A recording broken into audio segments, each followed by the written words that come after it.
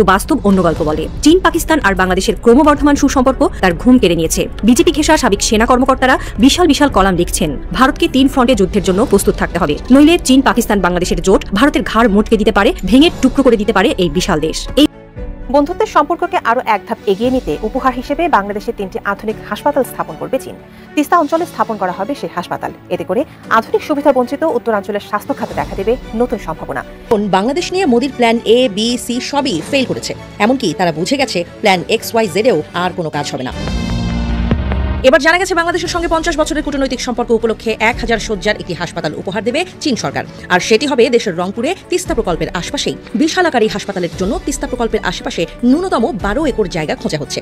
বর্তমান সময়ে বাংলাদেশ যখন উন্নয়নের পথে এগিয়ে যাচ্ছে, মানুষ যখন নিজের ভাগ্য নিজের হাতে গড়তে চাইছে, তখনই ভারতের আসল চেহারাটা একে একে উন্মোচিত হচ্ছে। এতদিন যে বন্ধুত্ব, ঐতিহাসিক সম্পর্ক, ভাষা ও সংস্কৃতির মিলের গল্প শুনিয়ে ভারত বাংলাদেশকে আপন বলে চালিয়েছে, আজ সেই বন্ধুত্বের মুখোশের আড়াল থেকে বের হয়ে আসছে এক একটি বাস্তব সত্য, যা বঙ্গোপসাগরের বদ্বীপ অঞ্চলে গত কয়েক বছরে প্রায় 50টির বেশি নতুন দ্বীপ জেগে উঠেছে। পদ্মা, মেঘনা আর ব্রহ্মপুত্রের মোহনায় প্রকৃতি যেন বাংলাদেশকে উপহার দিচ্ছে বিশাল ভূখণ্ড। ভূমি মন্ত্রণালয়ের তথ্য অনুযায়ী এই নতুন দ্বীপগুলো মিলে ভারতের পশ্চিমবঙ্গের চেয়েও বড় একটি এলাকা গঠন করছে। কুকরিমুকরি, ওসমান, কামাল, তারুয়া আর গাঙ্গুলিয়ার মতো চরগুলো এখন স্থায়ী ভূমিতে রূপ নিয়েছে। ডক্টর মোহাম্মদ ইউনূসের কপালটা আসলে অন্যরকম। আমাদের লোকাল ভাষায় বলে যে পাঁচাঙ্গুল্লা কপাল বা সান কপাল, কপাল রে ভাই। যে সিস্টেমে তিনি বাংলাদেশ নামক রাষ্ট্রটার সর্বোচ্চ পদে আসীন হয়েছেন, এরপর ওনার বিভিন্ন কর্মকাণ্ডের মাধ্যমে ব্যক্তি অনুযায়ী নিজেকে আলোকিত করছেন। উপদেষ্টা পরিষদ নিয়ে অনেক মন্তব্য আছে, তবে ওনার ব্যক্তি কাজেও 2টা মন্তব্যের জায়গা সমালোচকরা খুঁজে পায়। এক হচ্ছে, কয়েকদিন আগেই চীনে গিয়ে ভারতের নিন্দা করে এসেছিলেন বাংলাদেশের অন্তর্বর্তী সরকারের প্রধান উপদেষ্টা মোহাম্মদ ইউনূস। আসসালামু আলাইকুম দর্শক শ্রোতা, আশা করি সবাই ভালো আছেন। নতুন একটি ভিডিওতে সবাইকে স্বাগতম। একদিকে ভারতের সাথে বাংলাদেশের শত্রুতা এবং দূরত্ব বাড়ছে, এবং তার বিপরীতে পাকিস্তান এবং চীনের সাথে বাংলাদেশের গভীর সম্পর্ক এবং বন্ধুত্ব সৃষ্টি হচ্ছে। কি কারণে ভারতের সাথে শত্রুতা এবং পাকিস্তানের সাথে বন্ধুত্ব সৃষ্টি হচ্ছে, সেই সকল প্রকার তথ্যই পেয়ে যাবেন আজকের এই ভিডিওটিতে। ভিডিওর শুরুতে কিছু ভিডিওর অংশবিশেষ দেখেই হয়তো আন্দাজ করতে পেরেছেন আজকের এই ভিডিওটি কতটুকু গুরুত্বপূর্ণ হতে চলেছে। অতএব চলুন না টেনে একটি লাইক দিয়ে সম্পূর্ণ ভিডিওটি দেখে আসি। নরেন্দ্র মোদীর দিল্লির অফিসে রাত গভীর হয়েছে। টেবিলে ছড়ানো ফাইল, মানচিত্র আর গোয়েন্দা প্রতিবেদন। তিনি জানেন বলিউডের জৌলুস আর ক্রিকেটের ICC নিয়ন্ত্রণ দিয়ে জনতার মন ভোলানো যায়, বিশ্বকে বোঝানো যায় যে ভারত এক অপ্রতিরোধ্য শক্তি, কিন্তু বাস্তব অন্য গল্প বলে। চীন, পাকিস্তান আর বাংলাদেশের ক্রমবর্ধমান সুসম্পর্ক তার ঘুম কেড়ে নিয়েছে। বিজেপি ঘেঁষা সাবেক সেনা কর্মকর্তারা বিশাল বিশাল কলাম লিখছেন, ভারতকে 3 ফ্রন্টে যুদ্ধের জন্য প্রস্তুত থাকতে হবে, নইলে চীন, পাকিস্তান, বাংলাদেশের জোট ভারতের ঘাড় মোটকে দিতে পারে, ভেঙে টুকরো করে দিতে পারে এই বিশাল দেশ। এই গল্প শুধু কৌশল বা যুদ্ধের নয়, এটি ভয়, উচ্চাসা আর ভূ রাজনীতির এক জটিল খেলা। ভারতীয় নিরাপত্তা বিশ্লেষকদের মধ্যে একটি নাম এখন বারবার উঠে আসছে, চীন, পাকিস্তান, বাংলাদেশ অক্ষ। সাবেক সেনা কর্মকর্তা লেফটেন্যান্ট কর্নেল মনোজ চৈনানের একটি বিশ্লেষণে বলা হয়েছে, এই 3 দেশের কৌশলগত ঐক্য ভারতের পূর্ব সীমান্তে গুরুতর বিপদ ডেকে আনছে। তিনি লিখেছেন, এই অক্ষ সামরিক, জনসংখ্যাগত এবং আদর্শগতভাবে একত্রিত হয়ে ভারতের উত্তর পূর্বাঞ্চলকে অস্থিতিশীল করার পরিকল্পনা করছে। জরুরি বহুমুখী পদক্ষেপ ছাড়া ভারতের জাতীয় অখণ্ডতা বিপন্ন হবে। ভারতীয় বিশ্লেষকদের মতে, ভারত এখন আর শুধু পাকিস্তানের সঙ্গে পশ্চিমে বা চীনের সঙ্গে উত্তরে লড়ছে না, বাংলাদেশ নাকি তৃতীয় ফ্রন্ট হিসেবে আবির্ভূত হচ্ছে। এমনকি ভারতের অভ্যন্তরে বিচ্ছিন্নতাবাদী গোষ্ঠীগুলোকে চতুর্থ ফ্রন্ট হিসেবে চিহ্নিত করা হচ্ছে। গত সপ্তাহে কাশ্মীরের কিশতওয়ারে একটি এনকাউন্টারে একজন বিদ্রোহী নিহত হয়েছে আর 3-4 ভারতীয় সেনা প্রাণ হারিয়েছে। উত্তর পূর্বাঞ্চলের মণিপুর, নাগাল্যান্ড আর আসামে বিচ্ছিন্নতাবাদী গোষ্ঠীগুলো সক্রিয় হয়ে উঠছে। এই 4টি ফ্রন্ট ভারতের নিরাপত্তার জন্য এক জটিল চ্যালেঞ্জ তৈরি করেছে। এই অক্ষের কেন্দ্রে রয়েছে শিলিগুড়ি করিডোর, যাকে চিকেন নেক বলা হয়। এই সরু ভূমিখণ্ড ভারতের মূল ভূখণ্ডের সঙ্গে উত্তর পূর্বের 7টি রাজ্য আসাম, অরুণাচল প্রদেশ, মণিপুর, মিজোরাম, নাগাল্যান্ড, ত্রিপুরা আর মেঘালয়কে সংযুক্ত করে। মাত্র 22 কিলোমিটার চওড়া এই করিডোর ভারতের কৌশলগত দুর্বলতা। চৈনানের লেখা আর্টিকেলে বলা হয়েছে, চীন শিলিগুড়ি করিডোরের কাছে লালমনিরহাটে একটি নতুন এয়ারবেস নির্মাণ করছে। এই এয়ারবেস ডোকলামের কাছে, যেখানে 2017 সালে ভারত চীন সেনা মুখোমুখি হয়েছিল। সেই সময় প্রধানমন্ত্রী নরেন্দ্র মোদী দাবি করেছিলেন 2 পক্ষই পিছু হটবে, কিন্তু চীন ডোকলামে তাদের সামরিক উপস্থিতি আরও জোরদার করেছে। ভুটান, যার নিরাপত্তার দায়িত্ব ভারতের, এই ঘটনার পর ভারতের উপর ভরসা হারিয়েছে। তারা এখন চীনের সঙ্গে সরাসরি সীমান্ত আলোচনা শুরু করেছে, যা ভারতের জন্য কৌশলগত ধাক্কা। অন্যদিকে বাংলাদেশের লালমনিরহাটের এয়ারবেস চালু হলে শিলিগুড়ি করিডোর দ্বিগুণ ঝুঁকিপূর্ণ হয়ে উঠবে। চৈনান লিখেছেন, এই এয়ারবেস চীনকে শিলিগুড়ি করিডোরে দ্রুত আক্রমণের সুযোগ দেবে। যদি এই করিডোর দখল হয়, উত্তর পূর্বাঞ্চল ভারতের মূল ভূখণ্ড থেকে বিচ্ছিন্ন হয়ে পড়বে। এই সম্ভাবনা ভারতীয় সামরিক বাহিনীর মধ্যে গভীর উদ্বেগ তৈরি করেছে। চীন এই অক্ষের মূল চালিকা শক্তি। ভারতীয় বিশ্লেষকরা বলছেন, চীন তাদের সামরিক শক্তি, প্রযুক্তিগত উৎকর্ষ এবং অর্থনৈতিক পেশি দিয়ে এই জোটকে শক্তিশালী করছে। চীনের পিপলস লিবারেশন আর্মি PLA এর হাতে রয়েছে হাইপারসনিক মিসাইল, অত্যাধুনিক ড্রোন এবং সাইবার যুদ্ধের সক্ষমতা। তাদের বেল্ট অ্যান্ড রোড ইনিশিয়েটিভের BRI অধীনে বাংলাদেশে বন্দর, সড়ক এবং রেলপথে বিনিয়োগ ভারতের জন্য উদ্বেগের কারণ। চীনের সামরিক বাজেট 2025 সালে $230 বিলিয়ন ছাড়িয়েছে, যা ভারতের প্রতিরক্ষা বাজেটের প্রায় 3 গুণ। এই অর্থনৈতিক শক্তি চীনকে পাকিস্তান ও বাংলাদেশের সঙ্গে সামরিক ও অর্থনৈতিক সহযোগিতা বাড়ানোর সুযোগ দিচ্ছে।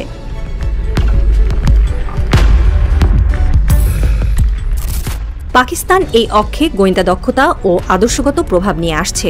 চৈনানের মতে, ভারতের গোয়েন্দা সংস্থা ISI ভারতের অভ্যন্তরীণ দুর্বলতা সম্পর্কে গভীর জ্ঞান রাখে। তারা ভারতের উত্তর পূর্বাঞ্চলের বিদ্রোহী গোষ্ঠীগুলোর সঙ্গে যোগাযোগ রাখছে বলে অভিযোগ। পাকিস্তানের সামরিক বাজেট $10 বিলিয়ন হলেও তাদের গোয়েন্দা নেটওয়ার্ক এবং উগ্রপন্থী গোষ্ঠীগুলোর সঙ্গে সম্পর্ক ভারতের জন্য দীর্ঘদিনের চ্যালেঞ্জ।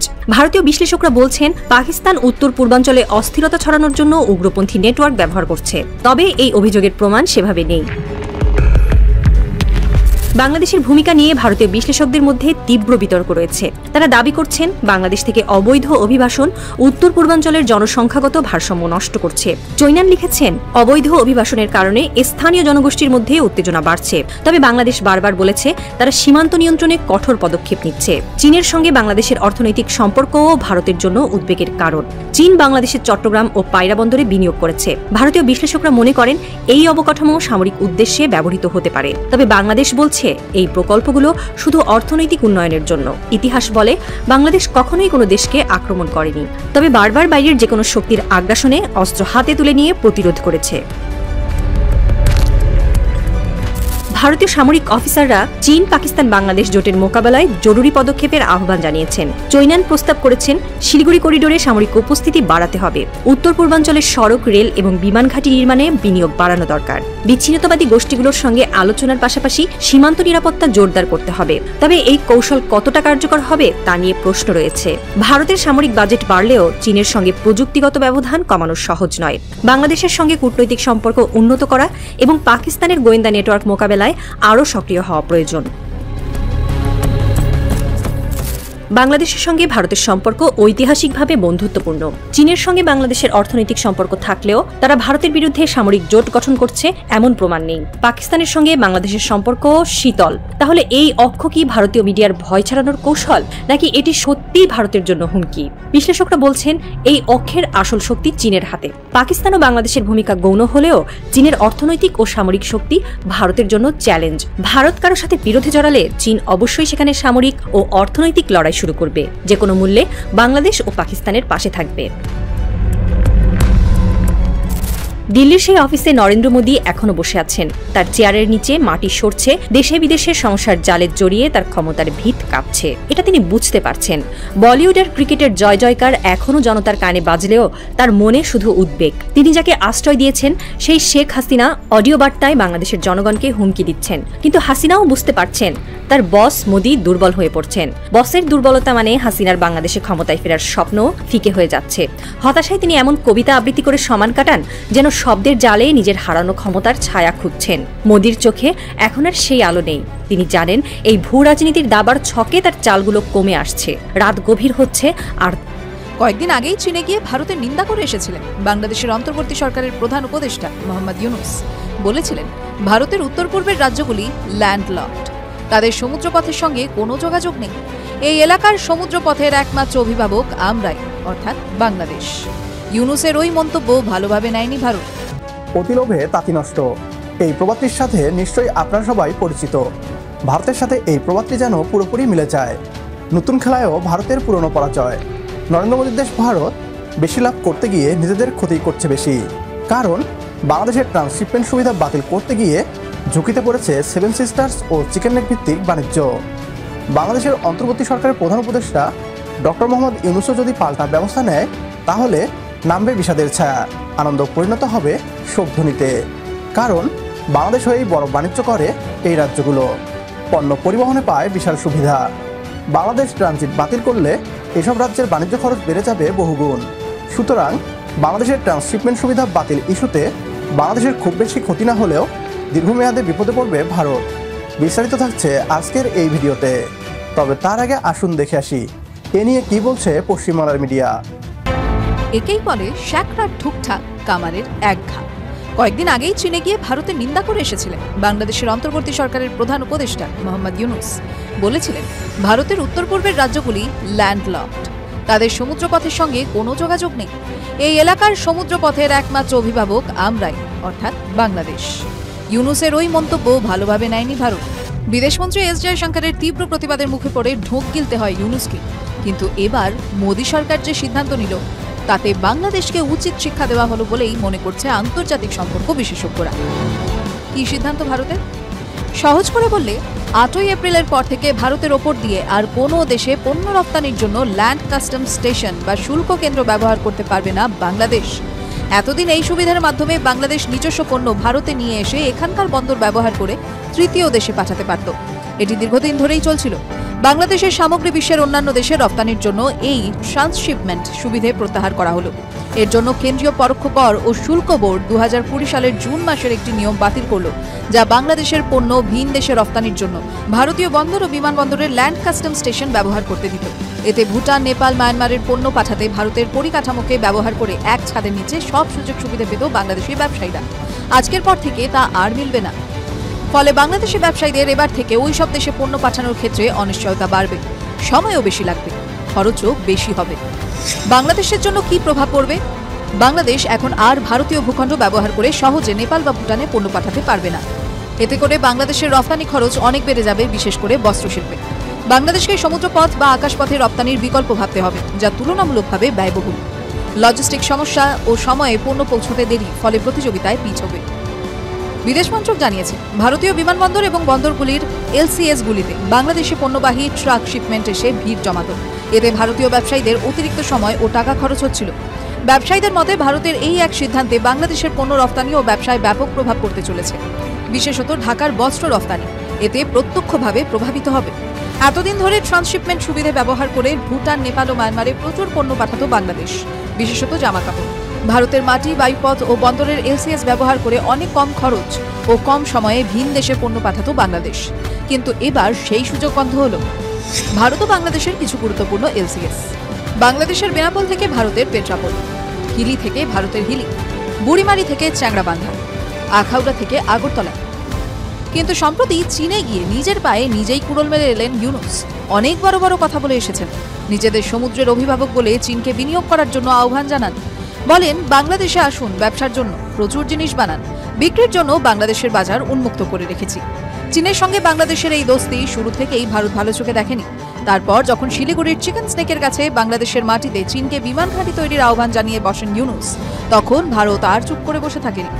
ভারতের এই সিদ্ধান্ত বাংলাদেশের রপ্তানিতে কতটা প্রভাব ফেলে সেই উত্তর সময় দেবে। TV9 বাংলা। অর্থনৈতিক বিশ্লেষকদের মতে দীর্ঘমেয়াদে ভারতের এই সিদ্ধান্ত তাদের জন্যই বেশি ক্ষতিকর হতে পারে। তাদের রাজস্ব হ্রাস ও আঞ্চলিক ভাবমূর্তি পড়বে ক্ষতির মুখে। ইতিমধ্যেই বাংলাদেশের ব্যবসায়ীরা বিকল্প বের করে ফেলেছেন। সেই সাথে শাহজালাল আন্তর্জাতিক বিমানবন্দরের তৃতীয় টার্মিনাল চালু হলে বাংলাদেশ থেকেই কার্গো হ্যান্ডেলিং সক্ষমতা বেড়ে যাবে কয়েক গুণ। এর ফলে বিদেশ নির্ভরতা কমে যাবে। বিশেষজ্ঞরা মনে করেন ভারতের ট্রান্সশিপমেন্ট সুবিধা প্রত্যাহারের ফলে বাংলাদেশের বাণিজ্যে বড় ধরনের বিঘ্ন ঘটার সম্ভাবনা নেই। তারা মনে করছেন বাংলাদেশ ট্রান্সশিপমেন্ট সুবিধার উপর খুব বেশি নির্ভর করে না, তবে মাঝে মাঝে ঢাকা বিমানবন্দরের উপর চাপ কমাতে এই সুবিধা ব্যবহার করা হয়। ফলে এই সুবিধা বাতিল বাংলাদেশের বাণিজ্যে উল্লেখযোগ্য ব্যাঘাত ঘটাতে পারবে না। সুতরাং শিয়ালপণ্ডিত ভারত নিজের গলায় ভাঙা হাড়ি বাঁধিয়ে ঘুরছে। তারা বেশি চালাকি করতে গিয়ে বিপদ রাখছে। অনেকেই মনে করছেন ঢাকাকে চাপে ফেলতেই দিল্লি এই কুটচাল চালছে। তবে তারা কোনো রকম সুবিধা করতে পারছে না, উল্টো নিজেদের কাঁধেই বিপদ ডেকে আনছে। এমনটা যদি বন্ধুত্বের সম্পর্ককে আরো এক ধাপ এগিয়ে নিতে উপহার হিসেবে বাংলাদেশে 3টি আধুনিক হাসপাতাল স্থাপন করবে চীন। তিস্তা অঞ্চলে স্থাপন করা হবে সেই হাসপাতাল। এতে করে আধুনিক সুবিধা বঞ্চিত উত্তরাঞ্চলের স্বাস্থ্য খাতে দেখা দেবে নতুন সম্ভাবনা। এদিকে জুলাই অভ্যুত্থানে আহতদের উন্নত চিকিৎসার ব্যবস্থা করছে সরকার। আরো জানাচ্ছেন ইমতিয়াজ আলম।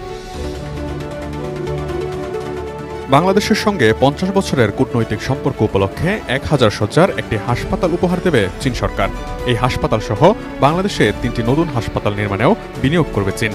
এর আওতায় নীলফামারীতে একটি বিশেষায়িত হাসপাতাল, চট্টগ্রামে একটি জেনারেল হাসপাতাল ও ঢাকায় একটি পুনর্বাসন হাসপাতাল নির্মাণ করা হবে। 13 এপ্রিল রোববার রাজধানীর ফরেন সার্ভিস একাডেমিতে এক ব্রিফিংয়ে এই তথ্য জানান স্বাস্থ্য উপদেষ্টা নূরজাহান বেগম ও স্বাস্থ্য অধিদপ্তরের মহাপরিচালক ডক্টর মোহাম্মদ আবু জাফর। সংবাদ সম্মেলনে জুলাই আগস্টের গণ অভ্যুত্থানে আহতদের চিকিৎসার সার্বিক পরিস্থিতির বিস্তারিত তুলে ধরা হয়। স্বাস্থ্য উপদেষ্টা বলেন, চীনের রাষ্ট্রদূতকে আমরা বলেছিলাম রোবোটিক ফিজিওথেরাপির একটি সেট আমাদের উপহার হিসেবে দিতে। শুধু আন্দোলনের আহতদের জন্য নয়, ভবিষ্যতেও দুর্ঘটনার আহতদের জন্যও উপকারে আসবে এটি। চীন আমাদের কথা রেখেছে, একটি সেট আমাদের উপহার হিসেবে দিয়েছে। এটি বর্তমানে চট্টগ্রাম বন্দরে রয়েছে। এটি স্থাপন করতে 6000 স্কয়ার ফুটের মতো জায়গার প্রয়োজন। ডেডিকেটেডভাবে বাংলাদেশ মেডিকেল বিশ্ববিদ্যালয়ে তা স্থাপন করা হবে। প্রাণ সসের মাখামাখি টেস্ট নুডলসকে করে তোলে আরো ইয়ামি, আরো জোস। প্রাণ সস, সসের বস। আহতদের ফিজিওথেরাপির জন্য ব্যাংকক থেকে এক্সপার্ট নিয়ে এসে একটি দলকে প্রশিক্ষণ দেওয়ার কথাও জানান স্বাস্থ্য উপদেষ্টা। ঢাকার পাশাপাশি উত্তরবঙ্গ এবং চট্টগ্রামেও রোবোটিক ফিজিওথেরাপি বসানোর চেষ্টা করা হবে বলেও জানান তিনি। চীনের তৈরি হাসপাতাল প্রসঙ্গে স্বাস্থ্য মহাপরিচালক বলেন, তিস্তা প্রকল্পের আশেপাশে এই হাসপাতালগুলো নির্মাণ করা হবে। সেই উদ্দেশ্যে ন্যূনতম 12 একর জায়গা খোঁজা হচ্ছে। নীলফামারী, রংপুর এবং দিনাজপুরের মাঝামাঝি জায়গায় এই হাসপাতাল স্থাপন করা হতে পারে। তবে নীলফামারী মেডিকেল কলেজের কাছে 16 একর জায়গা প্রাথমিকভাবে নির্বাচন করা হয়েছে। এটির সম্ভাবনা যাচাইয়ের জন্য একটি সমীক্ষা করা হবে। এদিকে সরকার জুলাই গণ অভ্যুত্থানে আহত আরও 60 জনকে উন্নত চিকিৎসার জন্য বিদেশে পাঠানোর প্রস্তুতি নিচ্ছে। অভ্যুত্থানে আহত 50 জনকে এখন পর্যন্ত সিঙ্গাপুর, ব্যাংকক, রাশিয়া সহ বিভিন্ন দেশে উন্নত চিকিৎসার জন্য পাঠানো হয়েছে। তাদের মধ্যে 26 জন চিকিৎসা নিয়ে দেশে ফিরে এসেছেন। নতুন দলের মধ্যে আহত 8 জনকে ব্যাংকক ও সিঙ্গাপুরে পাঠানো, 21 জনকে তুরস্কে এবং 31 জনকে পাকিস্তানে পাঠানো হবে। পাকিস্তানে রোগী পাঠানোর বিষয়ে জানতে চাইলে স্বাস্থ্য উপদেষ্টা বলেন, যুক্তরাজ্যের চিকিৎসকরা আমাদের বলেছেন পাকিস্তানে ল্যান্ডমাইন বিস্ফোরণে আহতদের চিকিৎসার জন্য বিশেষায়িত হাসপাতাল রয়েছে। সেজন্য উন্নত চিকিৎসার জন্য আহতদের সেখানে পাঠানো হচ্ছে। Imtiaz Alam, desk report. আমি আশা করি সম্পূর্ণ ভিডিওটি দেখেছেন এবং বাংলাদেশ ভারত এই রাজনৈতিক প্রেক্ষাপট এবং বাংলাদেশ ভারত এই শত্রু বা বন্ধুত্ব হওয়ার কারণ বলে সাপেক্ষে আপনাদের কি মতামত অবশ্যই কমেন্ট বক্সে জানিয়ে যাবেন। ভিডিওটি ভালো লেগে থাকলে শেয়ার করতে ভুলবেন না। আমাদের এই চ্যানেলে নতুন হয়ে থাকলে চ্যানেলটি সাবস্ক্রাইব করে চ্যানেলের পাশে থাকবেন। আর যারা ইতিমধ্যে চ্যানেলটি সাবস্ক্রাইব করেছেন তাদেরকে অসংখ্য ধন্যবাদ। দেখা হবে নতুন কোনো ভিডিও নিয়ে। ততক্ষণ সবাই সুস্থ থাকবেন। আল্লাহ হাফেজ।